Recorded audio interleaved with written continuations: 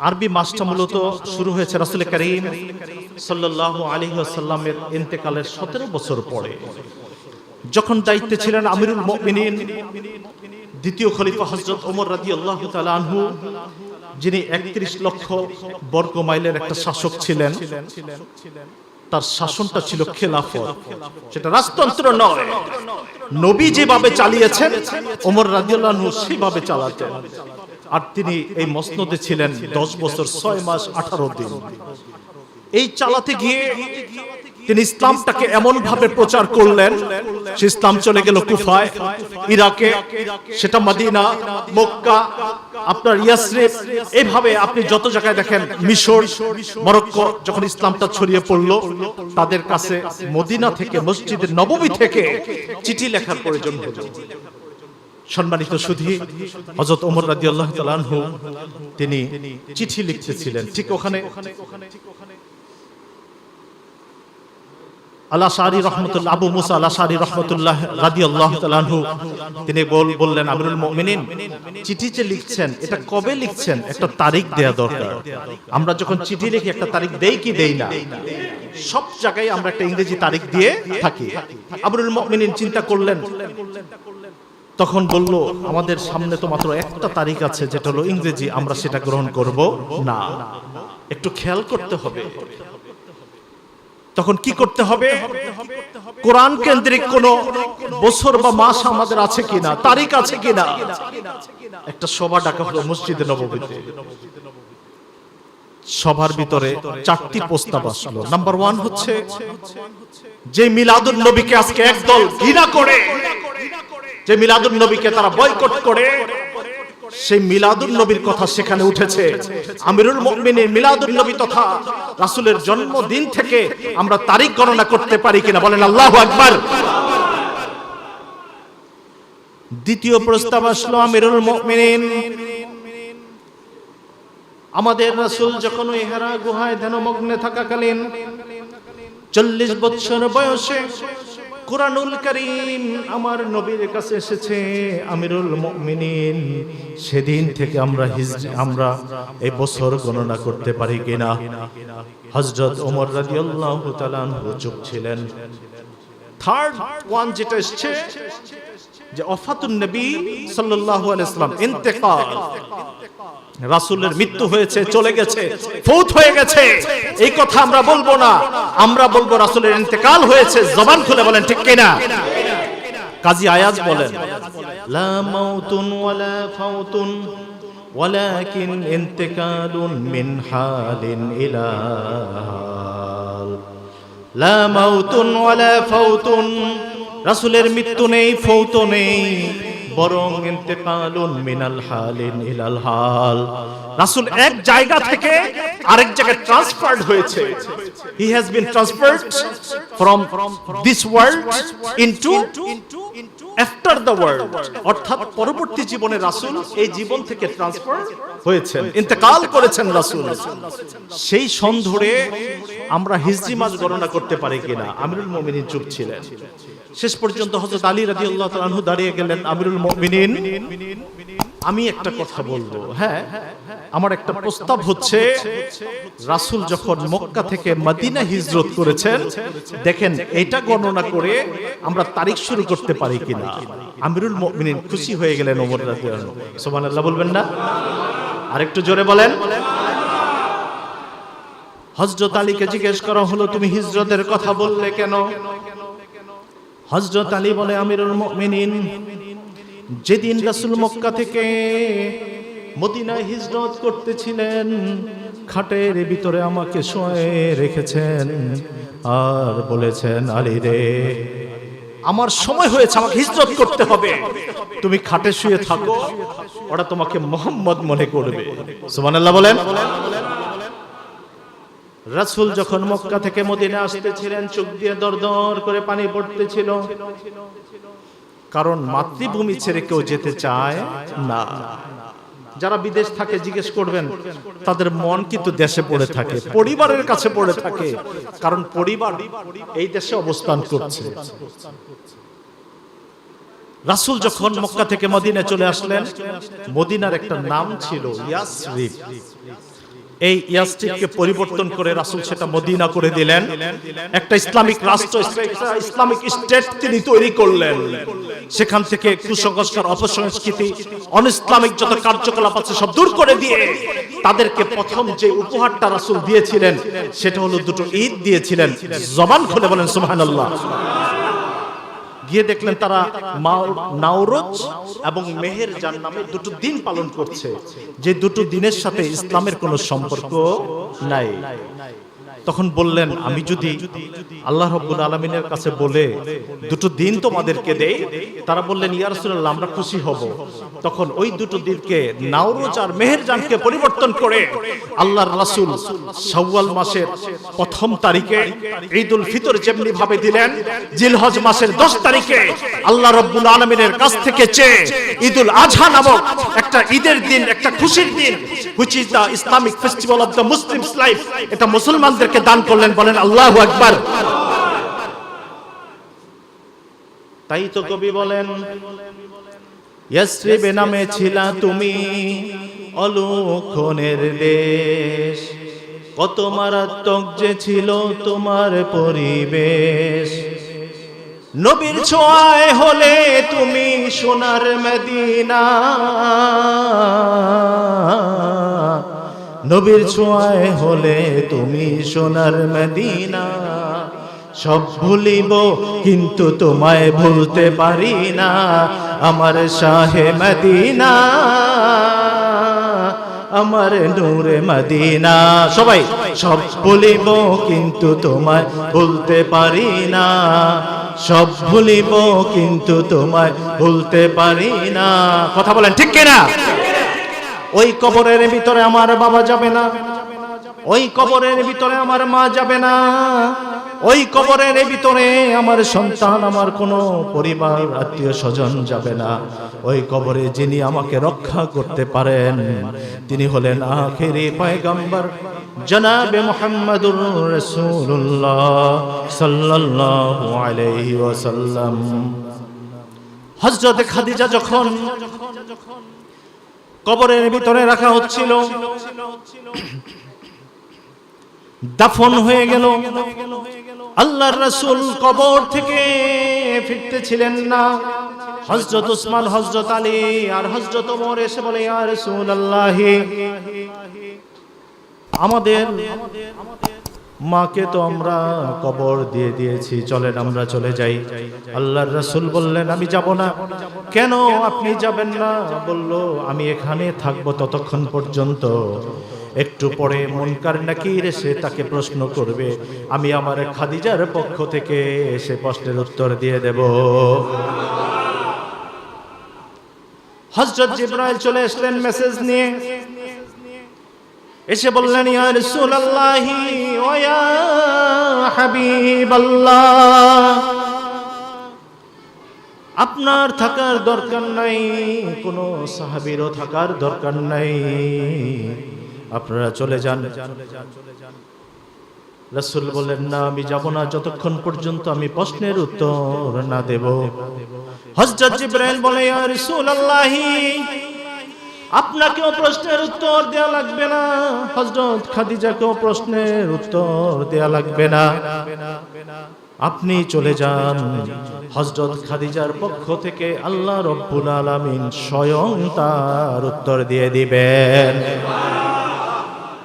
মুআজ্জাজ হাজরিন, তাহলে রাসূলের হিজরত থেকে হযরত ওমর রাদিয়াল্লাহু আনহু খুশি হয়ে গেলেন, বললেন, হ্যাঁ এই হিজরত থেকে আমরা শুরু করতে পারি।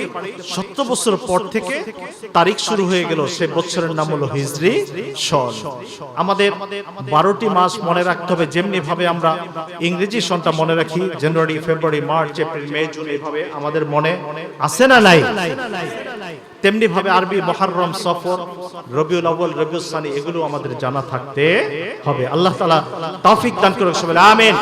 লা ইলাহা ইল্লাল্লাহু মুহাম্মাদুর রাসূলুল্লাহ সাল্লাল্লাহু আলাইহি ওয়াসাল্লাম। মজ্জাজ হাজরিন, বাংলা মাসগুলো, বাংলা বছরগুলো এটা আল্লাহ দেন নাই, ইংরেজি মাসগুলো আল্লাহ দেন নাই, কিন্তু আরবি কিন্তু আল্লাহ দিয়ে। রব্বুল আলামিন আদমকে তৈরি করার পরে তার স্ত্রী সহ আল্লাহ রব্বুল আলামিন তাদেরকে জান্নাতে ঢুকায় দিলেন। এরপরে কি বললেন? ওই জান্নাতের ভিতরে যত নিয়ামত আছে, অকুলা হাইসু শিতুমা, যেখান থেকে খুশি সেখান থেকে খাও, ফল খাও, এটা খাও, এটা খাও, নিয়ামত খেতে থাকো, কিন্তু ফালা তাকরাবা হাযিহি শাজারাতা, এই একটা গাছ আছে, এই গাছের নিকটবর্তী হবে না। فلا تقربا هذه الشجرة فتكونا من الظالمين। কিন্তু হযরত আদম এই নিয়ামত খায়, ওই নিয়ামত খায়, খেতে খেতে এক সময় শয়তানের ওয়াসওয়াসায় পড়ে আল্লাহ রাব্বুল আলামিনের প্রহিবিটেড যে গাছটা ছিল, নিষিদ্ধ যে গাছটা ছিল, ওইটারও ফল একদিন খেয়ে ফেললেন, যার ফলে তারা আবার দুনিয়ায় আগমন, তারা দুনিয়ায় চলে আসলেন। ছিলেন কোথায়? জোরে বলেন, এসছেন কোথায়? পৃথিবীতে। আদম আলাইহিস সালাম কি মুসলমান না অন্য কিছু? আরো জোরে বলতে হবে। মুসলমান। মনে রাখতে হবে মুসলমান ছিল কোথায়? জান্নাতে। আবার যাবে কোথায়? জান্নাতে। যাওয়ার আশা আমরা রাখি, বলে ইনশাআল্লাহ। আল্লাহ রাব্বুল আলামিন কবুল করে নেক, মঞ্জুর করুক, বলবে আমিন। হযরত আদম আলাইহিস সালাম বুঝতে পারলেন যে আমি তো অন্যায় করে ফেলেছি, পৃথিবীতে এসে পড়েছে। আমাদের বাবা আদম এবং মা হাওয়া কাঁদতে লাগলেন, 350 বছর কাঁদলেন। কেঁদে কেঁদে এই দোয়াটা পড়তে লাগলেন যে আল্লাহ রাব্বুল আলামিন সূরাতুল আরাফের ভিতরে দিয়ে দিয়েছেন। আসুন সবাই পড়ি। রব্বানা যালামনা আনফুসানা ওয়া ইল্লাম তাগফির লানা ওয়া তারহামনা লানাকুনান্না মিনাল খাসিরিন। আয় রব্বুল আলামিন, আমরা নিজেদের প্রতি জুলুম করেছি, অত্যাচার করেছি। আপনি যদি রহম না করেন, ক্ষমা না করেন, জ্বলে পুড়ে ছারখার হয়ে যাব। যতই দোয়া করে, যতই চোখের পানি পড়ে, মাফ হচ্ছিল না। চোখের পানি পড়ে পড়ে যখন গড়িয়ে গড়িয়ে যায়, পানিরা, পাখিরা সে পানি খায় আর বলে আল্লাহ কত মিষ্টি পানি। সুবহানাল্লাহ কন্যা। দুররাতুন নাসিন কিতাবে আল্লামা ওসমান ইবনে আহমদ ইবনে হাসান ইবনে আশ-শাকির খাবাবি রাহমাতুল্লাহ আলাইহি উনি বলেন ওই পাখিরা খায় আর বলে মিষ্টি লাগে। হযরত আদম বলে তোমরা আমাকে টিটকারি করো না, আজকে 350 বছর কাঁদলাম, এখনো মাপ পাচ্ছি না। হযরত রাসূল বলেন যে চোখের পানি, মা মিন আবদিন মুমিন ইয়াখরুজু মিন আইনিহি দুমু, যে চোখ দিয়ে পানি পড়ে আল্লাহ রাব্বুল আলামিনের ভয়ে, আল্লাহ রাব্বুল আলামিনের কাছে গুনাহ মাফের জন্য চোখের পানি পড়তেছিল। আর সেই চোখের পানির ফোঁটাটা যদি একটা মাছির মাথার সমান হয়, ওই পানি গড়িয়ে গড়িয়ে পড়ার আগেই আল্লাহ তাআলা তার জীবনের সকল গুনাহগুলি মাফ করে দেন, এমনকি তার জন্য জাহান্নামের আগুনকে হারাম করে দেন। বলেন আল্লাহু আকবার। এরপরে আদম আলাইহিস সালাম কি করলেন? হঠাৎ একদিন আল্লাহকে ডাক দিলেন, ইয়া রব ইন্নী আসআলুকা বিহাক্কি মুহাম্মাদিন সাল্লাল্লাহু আলাইহি ওয়াসাল্লাম। বাইহাকি শরীফের হাদিস, দ্বিতীয় খলিফা আমিরুল মুমিনিন হযরত ওমর রাদিয়াল্লাহু তাআলা এই হাদিসটা বর্ণনা করেছেন। লাম্মা ইকতারাফা বিল খাতিয়া, যখন উনি তার ত্রুটির কথা দোয়ার মাধ্যমে মাফ হচ্ছিল না, উনি একদিন বললেন ইয়া রব ইন্নী আসআলুকা বিহাক্কি মুহাম্মাদিন সাল্লাল্লাহু আলাইহি ওয়াসাল্লাম, হায় আল্লাহ মুহাম্মদ সাল্লাল্লাহু আলাইহি ওয়াসাল্লামের নামে আমাকে maaf করে দাও। না আরো আস্তে সুবহানাল্লাহ কোন। রাসূল করিম সাল্লাল্লাহু আলাইহি ওয়াসাল্লামের শাফাত ছাড়া আপনি জান্নাতে যেতে পারবেন? হাউজে কাউসারে পানি ছাড়া পারবেন? কবরের ভিতরে প্রশ্নের উত্তর দেওয়া ছাড়া আপনি জান্নাতে যেতে পারবেন? সব জায়গায় আমার রাসূল, কথা বলেন ঠিক কি না? আল্লাহ রাব্বুল আলামিন আদমকে বললেন ইয়া আদম কাইফা আরাফতা মুহাম্মাদান ওয়া লাম আখলুকহু, তুমি মুহাম্মদ সাল্লাল্লাহু আলাইহি ওয়াসাল্লামকে চিনলা কিভাবে? আমি তো তাকে এখনো তৈরি করি নাই। আল্লাহু আকবার। তখন আদম বলে আল্লাহ লাম্মা খালাকতানি বিয়াদিকা ওয়া নাফাকা ফিয়া মির রূহিকা,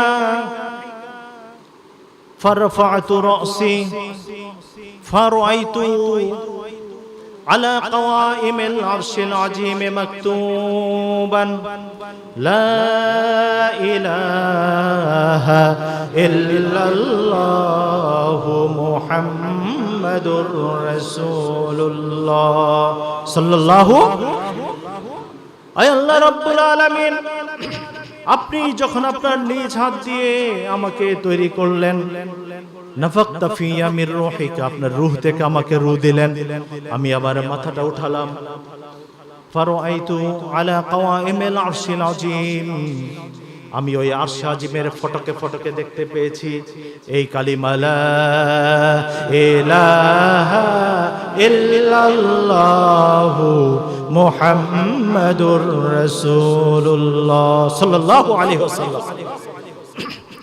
আমি হুরদের চোখের ভিতরে তাকিয়ে দেখেছি, এক সাইডে যদি আপনি আল্লাহর নাম আছে, আরেক চোখের ভিতরে আমি মুহাম্মদের নাম দেখেছি। আমি ফেরেশতাদের বুকের ভিতরে দেখেছি, এক সাইডে আল্লাহ আপনার নাম থাকলে আরেক সাইডে মুহাম্মদের নাম আছে। আমি বুঝতে পেরেছি ইনি কোনো সাধারণ লোক নই বা সাধারণ নবী নন, যাকে আপনি আমার আগে তৈরি করে রেখেছেন, আপনার নামের সাথে নাম দিয়েছেন, তার নামের উসিলে আমাকে মাফ করে দেন। আল্লাহ বললেন, এই মুহূর্তে আমি তোমাকে মাফ করে দিলাম। ওই দিনটা ছিল 10ই মুহররম। সুবহানাল্লাহ কোন? এই 10ই মুহররম আদম ইসলাম মাফ পেয়েছেন। অনেক নবীর কাহিনী আছে, যেহেতু সময় কম আমি সেদিকে যাচ্ছি না, খুব সংক্ষেপে বলছি। সম্মানিত সুধী, আমার রাসূল জিন্দা নবী, তার রওজায় আছেন, এটা কি বিশ্বাস হয়? সবাই বিশ্বাস হয়? আমি দুটি ঘটনা বলবো, দুইটাই আপনার আশুরার সাথে সম্পর্কিত। সংক্ষেপে বলে যাচ্ছি। আল্লামা শামসুদ্দিন লামাতি রহমতুল্লাহ আলাইহি, যিনি মসজিদে নববীর 40 বছরের খাদেম ছিলেন, খেদমত করেন মসজিদে নববীতে, প্রতিদিন আসার পরে দরজা লাগিয়ে দেন, আবার তাহাজ্জুদের সময় খুলে দেন। মসজিদে নববী রওজার পাশে পাশে আমার নবী শুয়ে আছেন।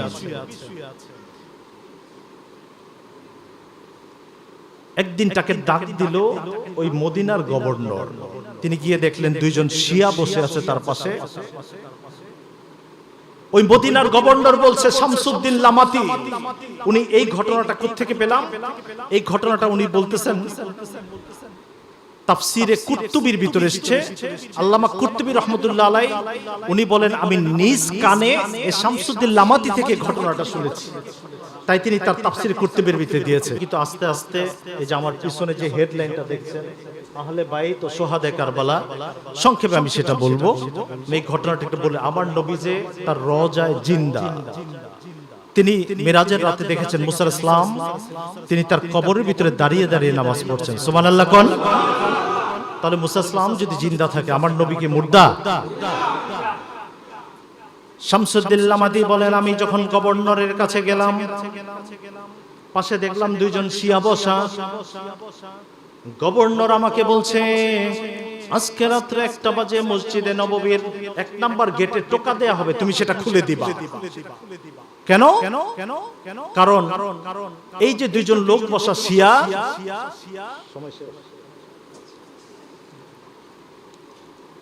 শুকরিয়া, এই যে দুইজন লোক শিয়া বসা, আপনারা মনোযোগ আছে তো? ঘটনাটা শুনেন। এই দুইজন আরো লোক নিয়ে তারা মসজিদে নববীতে ঢুকবে। কেন? তারা হযরত রাসূল করিম সাল্লাল্লাহু আলাইহি ওয়াসাল্লামের দুইজন শ্বশুর, তাদের দুজনকে ওই রওজা থেকে উঠিয়ে ফেলবে। কেন?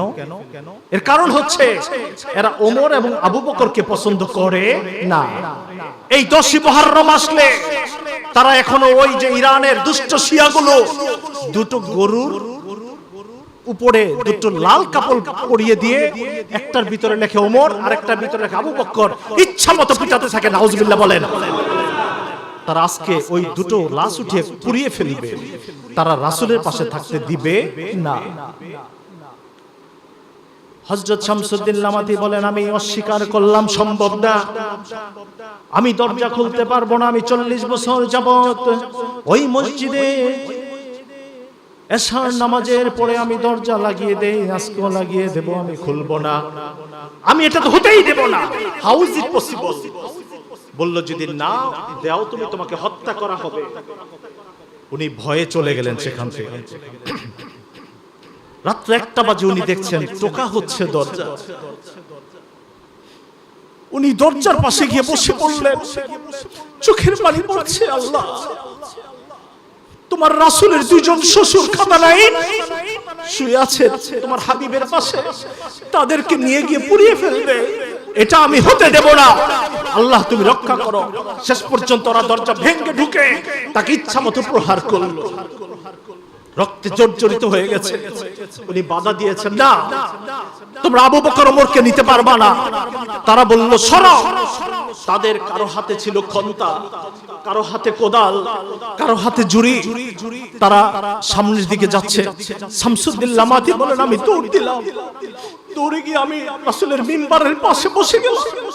বললাম ইয়া রাসূলুল্লাহ, আপনি তো জিন্দা নবী, আপনি তো মুর্তা নবী নয়। আজকে আবু বকর ওমরকে কিভাবে উঠায় আপনি সেটা দেখেন, আপনি আল্লাহর সাথে বুঝেন।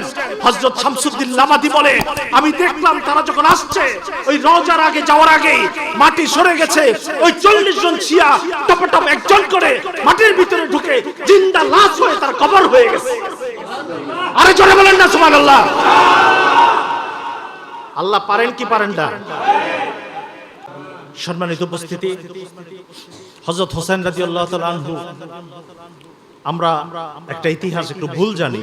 কে আলী লিখেছে হযরত মুয়াবিয়া রাদিয়াল্লাহু আনহু দুশ্চরিত্র, নাউজুবিল্লাহ বলেন। সাহাবীদের ব্যাপারে কেউ মন্তব্য করতে পারবে না। একদিকে হযরত মুয়াবিয়া রাদিয়াল্লাহু আনহু তিনি ছিলেন কাতেবে ওহী, ওহী লিখতেন। একদিকে রাসূলের সাহাবী, আরেকদিকে তিনিও দায়িত্বে ছিলেন। কে আলী লেখে দুশ্চরিত্র কেন? যে উনি তার দুশ্চরিত্র মদ্যপ জেনাখোর তার ছেলে ইয়াজিদকে এই মসনদে বসিয়েছে। ইতিহাসটা ভুল।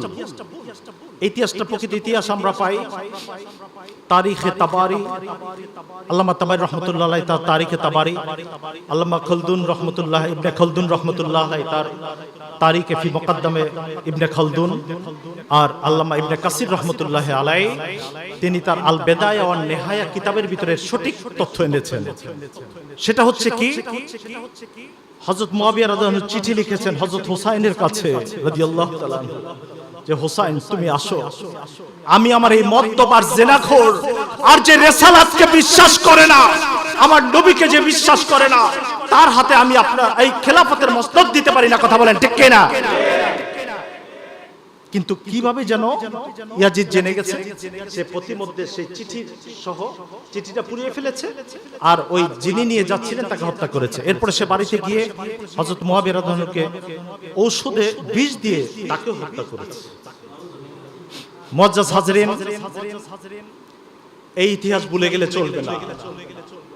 তাদের ভিতরে হযরত হোসেন রাদিয়াল্লাহু আনহু এবং দুশ্চরিত্র ইয়াজিদ, তাদের ভিতরে মসনদ নিয়ে কোনো ঝগড়া ছিল না, তাদের ভিতরে পদ নিয়ে কোনো ঝগড়া ছিল না, টাকা পয়সা নিয়ে না। ঝগড়া ছিল ইয়াজিদ যখন দায়িত্বে গেল, সে মুলুকিয়াত তথা রাজতন্ত্র শুরু করলো, যেখানে নায়িকা থাকবে, গায়িকা থাকবে, নর্তকী থাকবে, মদ থাকবে, ঢালাঢালি থাকবে, জুয়া থাকবে, আরাম কাজ থাকবে। কোন মুসলমান সেটা সহ্য করতে পারে না। কথা বলেন ঠিক কিনা? হযরত হোসাইনও সহ্য করতে পারে নাই। উনি যদি সহ্য করতে পারতেন তাহলে ওনাকে শাহাদাত বরণ করা লাগতো না। উনি মাত্র 72 জন নিয়ে, 32 জন ছিলেন ঘোড়া সাওয়ারি, আর 40 জন ছিলেন পায়ে হেঁটে পদাতিক যেটাকে বলে। 72 জন নিয়ে উনি ফোরাত নদীর যেই কিনারায় মানে পানি খাওয়ার মতো অবস্থা আছে, ওটাকে সারিয়া বলে, ওই জায়গায় উনি তাবু গাড়লেন। কিন্তু তারা ইয়াজিদের হুকুমে ওবাইদুল্লাহ ইবনে জিয়াদের নেতৃত্বে ওই ফোরাত নদী তারা কি করেছে, আটক করে রেখেছে। আহলে বাইতকে এক ফোঁটাও পানি তারা দেয় নাই। শেষ পর্যন্ত আজকে কয়েকদিন হয়ে গেল, ওই শিবিরের ভিতরে পানির অভাবে ছটফটানি শুরু হয়ে গেছে আহলে বাইতে। তারা পানি না পেয়ে এমন অবস্থা হয়েছে, চিৎকার শুরু করে দিয়েছে। শেষ পর্যন্ত হোসেন রাদিয়াল্লাহু তাআলা আনহুর বোন জয়নব এসে হোসেন রাদিয়াল্লাহু আনহুর ছোট্ট ছেলে আকবর, আলী আকবরকে কোলে দিয়ে বলেছে, ভাই আমাদের পানি দরকার নাই, এই ছোট্ট শিশুটার জিহ্বাটা একটু ভিজায় আছে। হযরত হুসাইন সেই ফোরাতের তীরে এসে ওই বেঈমানগুলিরে বলল, ইরাকের ইহুদিরা, ইরাকের মুশরিকরা, কাফের বেঈমানগুলো ফোরাত নদীর পানি খায়, তোমরা বাধা দাও না। জঙ্গলের পশু পাখি ফোরাত নদীর পানি খায়, তোমরা বাধা দাও না। কিন্তু আমি আমার প্রিয় নানাজির নাতি আর আমার সন্তান আলী আকবর আমার কোলে, আমার পানি দরকার নাই, আমার পরিবারের পানি দরকার নাই, ছোট্ট শিশুটাকে একটু পানি দাও, ও তৃষ্ণা নিবারণ করুক। ওরা তো পানি দিলই না, উপরন্তু একটা বিষাক্ত তীর নিক্ষেপ করলো। ওই ছোট্ট শিশুর বুকের ভিতরে দিক থেকে ওদিক বের হয়ে গেল, রক্ত পড়ছে, শাহাদাত বরণ করেছে। হযরত হোসেন তার বোনকে গিয়ে বলে, বোন আমার ছেলেটি শাহাদাত বরণ করেছে, আমার বিশ্বাস আমার সন্তানের এই পৃথিবীতে পানি হয় নাই। আমার নানাজি মুহাম্মদুর রাসূলুল্লাহ সাল্লাল্লাহু আলাইহি ওয়াসাল্লাম জান্নাতে আমার এই ছোট্ট শিশুটিকে পানি দিয়ে তৃষ্ণা নিবারণ করে দিবেন। তিনি জিহাদের ড্রেস পরে গেলেন, মাথায় শিরস্ত্রাণ দিলেন। যখন রওনা দিবেন ঘোড়া নিয়ে, বলে গেলেন, বোন আমার এবং আমার সন্তানেরা, পরিবার, আমি হয়তো আর ফিরবো না, আমার জন্য তোমরা দোয়া করো। তখন বোন বলল, ভাই হোসাইন, এমনও তো হতে পারে তুমি গাজী হয়ে ফিরছো, যুদ্ধে জয়লাভ করেছো। বলল, না, আমি গত রাতে স্বপ্নে দেখেছি আমার নানাজিকে জান্নাতে, আমার নানাজি আমার জন্য শরবত নিয়ে দাঁড়িয়ে আছে, তাই আজকে আমি রোজা রেখেছি, আমি শাহাদাত বরণ করে আমার ইচ্ছা হলো, আমার নানাজি বলেছে গত রাতে স্বপ্নে দেখেছি যে আগামী কালকে সূর্য ডুবার আগে তুমি আমার সাথে সাক্ষাৎ করবে, তাই আমার তামান্না হচ্ছে আমি শাহাদাত বরণ করে নানাজির হাতের শরবত দিয়ে জান্নাতে একসাথে ইফতারি করব। আরো জোরে বলেন না সুবহানাল্লাহ। বিশাল আলোচনা, রাতকে রাত শেষ হয়ে যাবে, সপ্তাহকে সপ্তাহ আপনি এই নবী পরিবার আহলে বাইতদের আলোচনা শেষ করতে পারবেন না। কত আলোচনা শুনবেন, আসলে সময়ের অভাবে আলোচনা বেশি দীর্ঘায়িত করা যায় না, আমি শেষ করে দিচ্ছি। আপনারা আল্লামা জুনায়েদ বাগদাদী রহমতুল্লাহ আলাইহির নাম শুনেছেন, বাগদাদের কুস্তিগীর ছিলেন, তার চেয়ে বড় কুস্তিগীর বাগদাদে আর কেউ ছিল না। এত বড় কুস্তিগীর ওই বাগদাদে কেউ তার সাথে পারে না। তখন ওই দেশের যিনি গভর্নর ছিলেন, ইরাকের গভর্নর, তিনি আরব বিশ্বে এটা এলান করে দিলেন যে জুনায়েদের সাথে আমার দেশে কেউ পারে না, বাইরে থেকে আসো, আমার জুনায়েদের সাথে কুস্তি লাগো, যে পারবা তাকে 10,000 স্বর্ণমুদ্রা দেয়া হবে। সুবহানাল্লাহ। এখন বাইরে থেকে, মক্কা থেকে একজন গিয়েছেন, তো ওনার সাথে কুস্তি লাগবেন সামনাসামনি, কথা বলেন ঠিক কিনা? উনি খুব একটা পাতলা পুতলা লোক, সেই এসছে মদিনা থেকে এসছে, খুবই পাতলা। এবার আহলে বাইতকে ভালোবাসা, সে তার কানে কানে বলতেছে, জুনায়েদ বাগদাদী, আমি জানি তুমি অনেক বড় কুস্তিগীর, আমি তোমার সাথে পারবো না, কিন্তু তুমি এতটুকু মনে রাখো, আমি একজন নবীর আওলাদ, আজকে কয়েকদিন যাবত আমার বাসায় কোনো খাবার নাই, আজকে যদি তুমি হেরে যাও আমার সাথে, আমি হয়তো 10,000 স্বর্ণমুদ্রা পাবো, নবীর পরিবার বাঁচবে। এখন ডিসিশন ইজ ইয়োর্স, তোমার ব্যাপার, কি ডিসিশন তুমি নিবা, কি ডিসাইড করবে, এটা তোমার ব্যাপার, কিন্তু আমি নবী পরিবারের একজন সন্তান, দেখো কি করা যায়। যুদ্ধ লেগে গেল, কুস্তি হচ্ছে, হযরত জুনায়েদ বাগদাদী হেরে গেলেন। জবান খুলে সুবহানাল্লাহ। এখন গভর্নর বলছে জোনায়েদ এটা তো সম্ভব না, তুমি হারলা কেন, কিভাবে হেরেছো? তোমার সাথে তো পাতলা পুতলা একজন পারার কথা না। সে বলল আমি হেরে গেছি। জোনায়েদ যখন রাতে শুতে গিয়েছে সে চিন্তা করছে যে এই লোকটা কি আসলে সত্য কথা বললো, আমাকে তো হারিয়ে দিল আর আমি তো অপমানিত হলাম। যেই জোনায়েদকে কেউ কোনোদিন হারাতে পারে নাই। জুনায়েদ বাগদাদী রহমতুল্লাহ আলাইহি তিনি রাতে ঘুমিয়ে গেছেন চিন্তা করতে করতে যেটা নবী পরিবার কিনা, নাকি মিথ্যা বলে আমাকে হারিয়ে 10,000 স্বর্ণ মুদ্রা নিয়ে গেল। রাতে ঘুমের ঘোরে সে স্বপ্নে দেখে আমার রাসূলকে। আল্লাহু আকবার। রাসূল বলে জুনায়েদ শোনো শোনো, যেই ছেলেটি তোমার সাথে আজকে কুস্তিতে জিতেছে সে আমার পরিবার, সে আমার আওলাদ, তার পরিবার আজকে কয়েকদিন যাবত না খেয়ে আছে। তোমার এই 10,000 মুদ্রা তুমি যেটা তাকে উপহার দিয়েছো এর বিনিময়ে তারা কয়েকদিন খেয়ে বাঁচতে পারবে।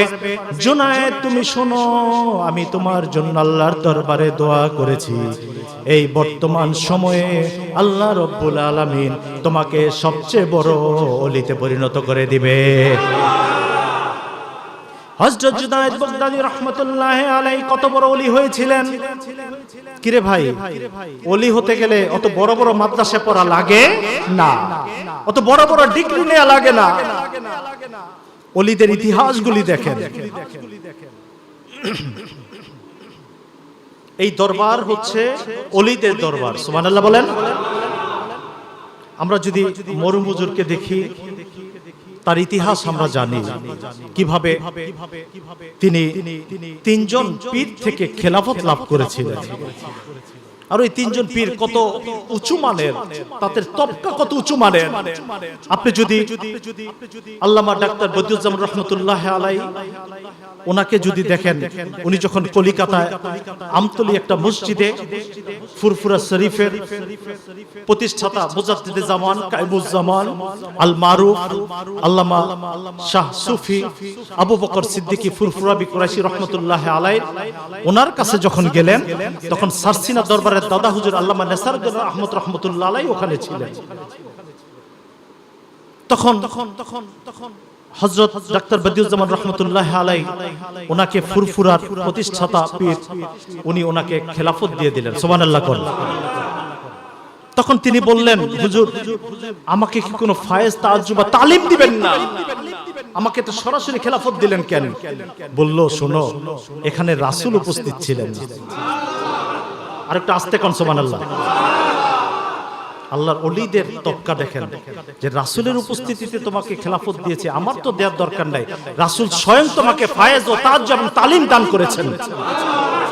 মুআজ্জাজ হাজিরিন, আমাদের মরহুম হুজুরের পীর হচ্ছে 3 জন। কত বড় কথা, কত বড় ভাগ্য। 3 জন ওলি থেকে খেলাফত লাভ করা, এটা কিন্তু চারটিখানি কথা না। একজন হলেন সেই ফুরফুরার আব্দুল হাই সিদ্দিকী কুরাইশি ফুরফুরাবি রহমতুল্লাহ আলাইহি, একজন হলেন সোনাকান্দার আব্দুর রহমান হযরতুল আল্লামা শাহ আব্দুর রহমান হানাফি সোনাকান্দা রহমতুল্লাহ আলাইহি, আরেকজন হলেন নোয়াখালীর জমিনে শুয়ে আছে ডাক্তার বদিউজ্জামান রহমতুল্লাহ আলাইহি। আর এই 3 জনের পীর ছিলেন ওই যে ফুরফুরার প্রতিষ্ঠাতা মুজাদ্দিদে জামান আলহাজ শাহ হযরতুল আল্লাহ মাওলানা মুহাম্মদ আবু বকর সিদ্দিক ফুরফুরাবি কুরাইশি রাহমাতুল্লাহ আলাইহি। তার পীর ছিলেন সুফি ফতে আলী ওয়াইসি রাহমাতুল্লাহ আলাইহি। তিনি বায়াত গ্রহণ করেছেন, খলিফা হয়েছেন। তার পীর ছিল নূর মোহাম্মদ নিজামপুর রহমতুল্লাহ আলাইহি। তার পীর ছিল সৈয়দ আহমদ বেলবি রহমতুল্লাহ আলাইহি। তার পীর ছিল শাহ সৈয়দ আব্দুল আজিজ বেলবি রহমতুল্লাহ আলাইহি। তার পীর ছিল ওয়ালিউল্লাহ মুহাদ্দিস দেহলভী রহমতুল্লাহ আলাইহি। তার পীর ছিল আব্দুর রহিম মুহাদ্দিস দেহলভী রহমতুল্লাহ আলাইহি। তার পীর ছিল আকরাবাদী রহমতুল্লাহ আলাইহি।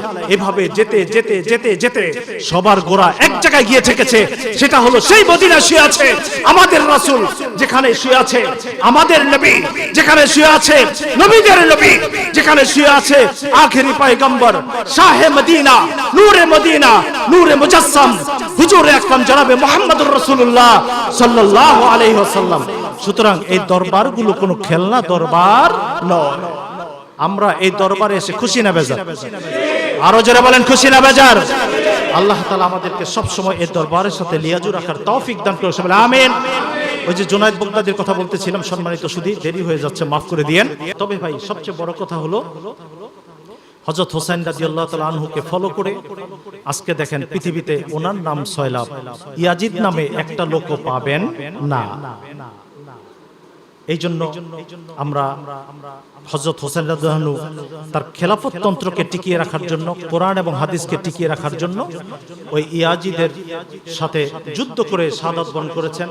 আমরা এই কোরআন হাদিসের ভিতরে চলে আসি। Without teaching of Quran and Hadith no man can lead his life in the path of Islam. ইসলামের পথে কোরআন হাদিস ছাড়া কেউ চলতে পারবেন না। আল্লাহ রাব্বুল আলামিন আমাদেরকে কোরআন হাদিস অনুযায়ী আমল করার তৌফিক দান করুন, সবাই আমিন। আজকের এই মাহফিলের ইন্তেজামিয়া কমিটি, বিশেষ করে যারা টাকা দিয়ে, পয়সা দিয়ে, অর্থ দিয়ে, শ্রম দিয়ে, মেধা দিয়ে, বুদ্ধি দিয়ে মাহফিলটাকে ডেকোরেট করলেন, সাজালেন, সুন্দর করলেন, তাদের জন্য দোয়া করছি। আল্লাহ রাব্বুল আলামিন এই মাহফিলটাকে তার শাহী দরবারে কবুল করে নেন।